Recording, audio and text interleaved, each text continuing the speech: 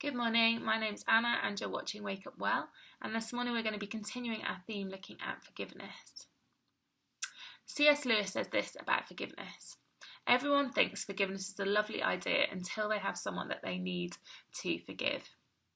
You see, forgiveness may sound easy to do, but sometimes it can be a hard and quite painful process. Depending on the amount of hurt that we've experienced in our lives, at times it may seem actually impossible. It's important to note that forgiving someone doesn't mean that we're saying that what was done to us was okay. But when we do forgive someone, it is about letting go of anger and bitterness and hurt and letting go of that need to retaliate. It's about allowing that page in our lives to be turned. It may not be easy, but it is a very healing process. But this area of forgiveness, it can conjure up all kinds of questions in our hearts and minds. Questions like, how many times should we forgive? Should our forgiveness have a limit? Is anything too big to forgive? What happens if someone hurts us time and time again? The disciple of Jesus called Peter, he had all these kind of questions, and he took one of his questions to Jesus. In Matthew 18, verse 21 to 22, we see him asking Jesus this question. He says, how many times shall I forgive my brother or sister who sins against me? Up to 7 times? You see, for Peter, it wasn't a question about whether he should forgive. He had spent a lot of time with Jesus, and Jesus had taught his disciples how to pray, and in that prayer, he'd taught them to pray, Father, forgive us our sins as we forgive those who sin against us. They knew that God forgives their sins and that they should also forgive the sin of others, that it was a requirement of God. But Peter, in his humanness, thought, well, but surely that should have a limit. Why would he think like that?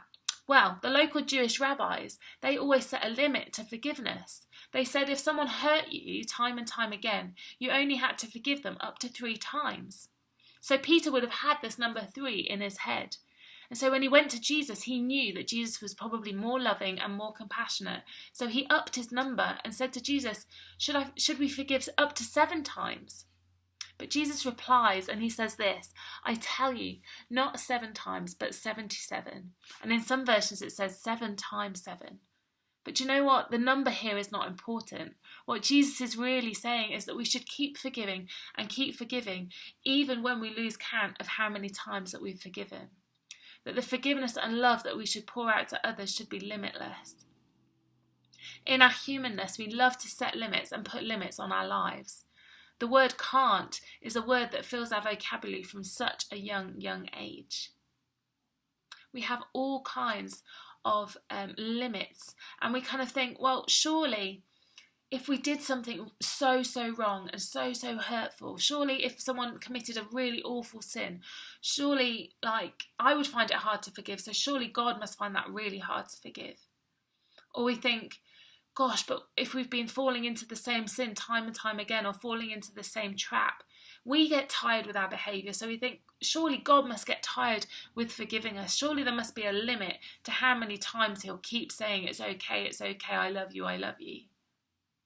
We get tired, we set limits, and we think God does too. But we serve a God who loves us with an immeasurable love. We serve a God whose forgiveness is extravagant. The Psalms say this, as far as the east is from the west, that's how far he has removed our sin from us. To God, nothing is too big that he can't forgive and pour his love into that.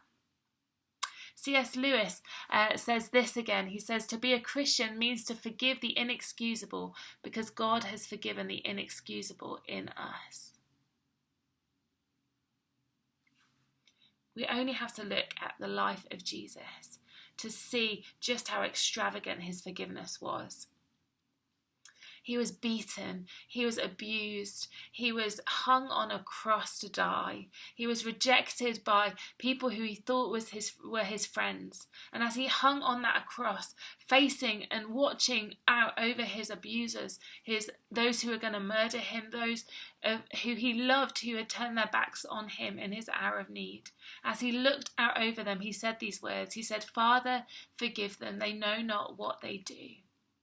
His love for us, no matter how big the sin, was so extravagant. His forgiveness in that moment knew no limits. It knew no bounds. And he calls us to forgive others in the same way. But we think, I'm not God. I can't do that. No, we're not God. But if we're followers of Jesus, then Jesus lives in us. And that power to forgive lives in us. When we say, I can't, God looks at us and he says, I can. We just have to be willing. But he is there to help us forgive even the inexcusable things, because he has forgiven the inexcusable in us.